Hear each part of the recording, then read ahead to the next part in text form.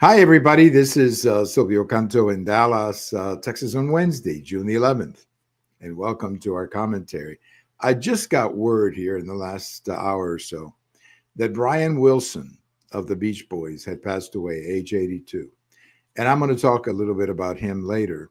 I grew up listening to that music and a few others, and I'm very fond of his songs. So I'll talk about Brian Wilson, the late Brian Wilson, um, later on in the commentary. But let me begin. I've got a post over at the American Thinker today talking about the president of Mexico and how the president of Mexico made a very unfortunate remark where she used the word mobilize to talk about taking action or reacting to the idea that is part of this proposal that is in the Senate right now to put a tax or a fee on remittances, and she's obviously not very happy with it.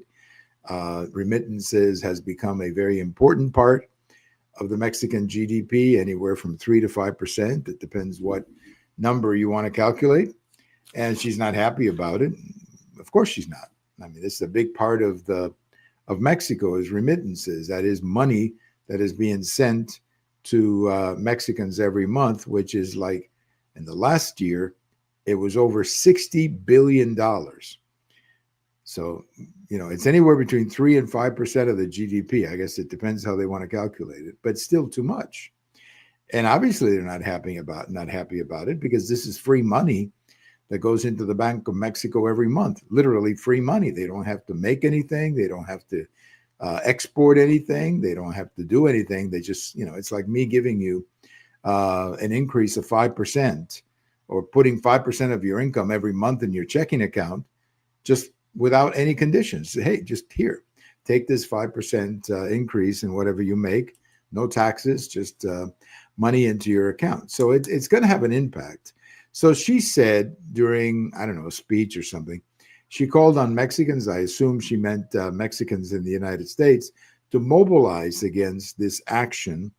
As I say, it's included in the tax bill or the reconciliation bill that is being before the Senate right now. She said that, and then within hours, you had the situation in LA. And then, of course, everybody is saying, why is she calling people to mobilize? And you've got people in LA. We've seen the scenes of people with the Mexican flags burning cars and all of that. And this whole thing has kind of blown up in her face. Now, to be fair, and I point this out in my article, to be fair, she didn't speak when she was not talking about what is happening in LA. And I think we have to be fair. She wasn't talking about that. She wasn't talking at all about LA. But the problem is that when you use the word mobilize, but first of all, no president should be talking about mobilization in another country. That's just bad word. You don't say that. You don't say that. You don't call for anybody to mobilize in another country. That is simply not a very smart thing to do. And in this case, her timing was absolutely awful, because as she was saying, mobilize, we have on the other side of the screen, we have what we've seen in LA here in the last couple of days. So the whole thing has kind of blown up in her face. Again, I don't think that she meant to say mobilize. She didn't mean to say anything at all about LA. But timing is so important in these things, and it was just a very bad choice of words. She shouldn't have called for mobilization, period. I mean, the president of another country doesn't call to people to mobilize in another country. That's simply not a smart thing to do.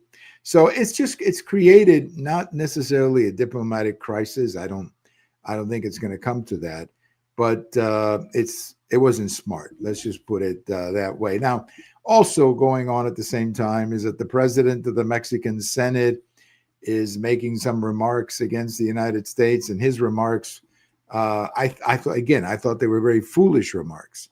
He said that, we would be happy to build a wall, meaning Mexico would be happy to build a wall as long as we did it with the 1830 border, meaning when Texas and some of the Southwest was part of Mexico. Well, first of all, that's a stupid thing to say. I mean, if you just think about it, why would he even bring that up?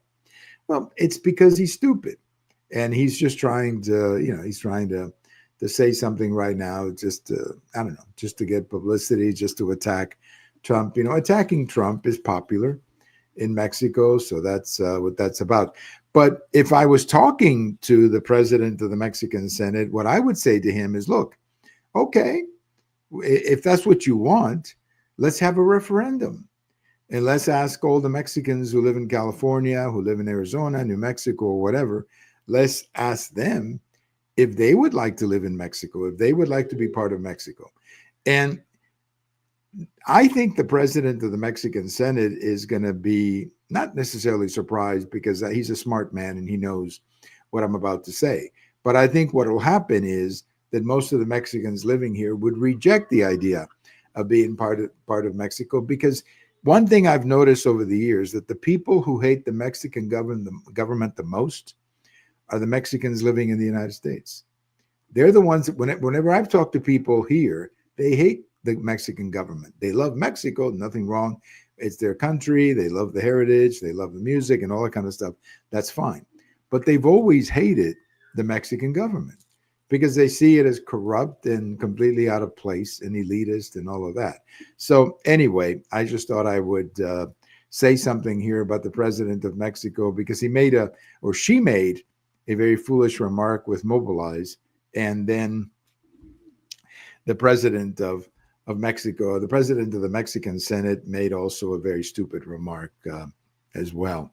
Let's talk a little bit about something that we were watching yesterday over at CNN. They've got that guy who does the polls, and he was running some polls showing that Hispanic support for Trump's immigration policies is growing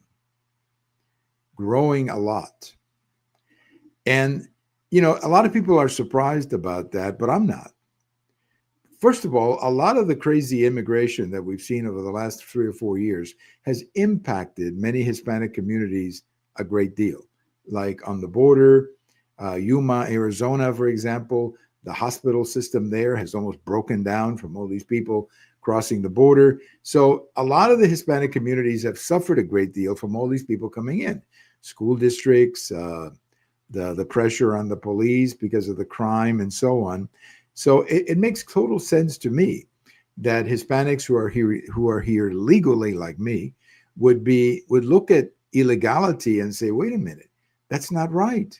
Many of us have had to wait a long time for our families to come. So I understand completely why Hispanics are feeling the way they do, and they're supporting Trump policies more. What amazes me is how foolish the Democrats are, that they continue to believe that this illegal immigration game is helping them. It's not. It's not helping them one bit with the American people, because the public is fed up with it. The public doesn't want the chaos that results from illegal immigration, and nobody feels stronger about that than legal Hispanics, or I would say legal immigrants. And of course, there's other nationalities. I mean, we often forget that there's a lot of legal immigrants in the United States who come from lots of different countries, and they don't like the illegality and the chaos anymore either. So interesting situation there, that you're seeing these polls showing more and more support for President Trump within the Hispanic community. It's a very interesting development. Now, again, we don't know if that's going to continue forever, but if that were to be a trend, let's say going forward, and the Republican Party can really take advantage of it, it would put the Democrats in a very serious disadvantage, either in 26 or in 2028. Well, before we get to Brian Wilson, I guess the big story I heard also here in the last couple of hours is that Elon Musk and President Trump, I guess, are making up. I'm glad to hear that. As I said, when this whole thing exploded, I guess 2 weeks ago, I never really understood why Elon Musk would get angry at President Trump over the reconciliation program. I understand why Elon Musk is angry that we're spending a lot of money, because I'm angry too. And a lot of people are very concerned about the debt levels that we have and the spending that we have. So on that particular point, I completely agree with him. But getting angry with President Trump over the bill going through reconciliation was foolish, because reconciliation is something very limited, and only so many things can actually be put through reconciliation. So anyway, I'm glad that they're making up. Whether how they're going to make up and all of that, I honestly don't care about it. But it is interesting that at least they're not tweeting ugly things about each other, which I thought, frankly, was rather counterproductive, because the team of Trump and Musk is a good team for the country, and they should be working together. They should be working together to fix many of the problems that Elon Musk is pointing out. Yeah, come over, Elon, help us. Work with the Congress to get a lot of these things approved in the upcoming appropriations proposals that will go to the Senate. Well, as I mentioned at the beginning, we just learned today that Brian Wilson passed away. Brian and his brother Carl and his brother Dennis were the founders of the Beach Boys. There were also a couple of other guys in the group, Mike Love and Al Jardine, and they were just a fantastic group. And Brian Wilson in particular was a great composer, one of the most creative people in pop music. So I guess I shouldn't be surprised that he passed away, because he had been ill for some time. I mean, they had mentioned that he had been suffering, I believe, from dementia for quite some time, and he was ill. But it's still sad to hear of his passing. I think that some of his songs are just absolutely incredible. Wouldn't It Be Nice? Good Vibrations, Don't Worry Baby, just a lot of great songs that he wrote, and the band recorded. One of my favorites, frankly, is Little Saint Nick, the Christmas tune, which is hilarious and a great tune. So Brian Wilson of the Beach Boys passed away today at age 82. He was going to be 83 in a week. So he was a week away from turning 83. Brian Wilson of the Beach Boys. One of the very first 45s that I ever bought was a Beach Boys 45. It was called Sloop John B. And you may remember that song, Sloop John B.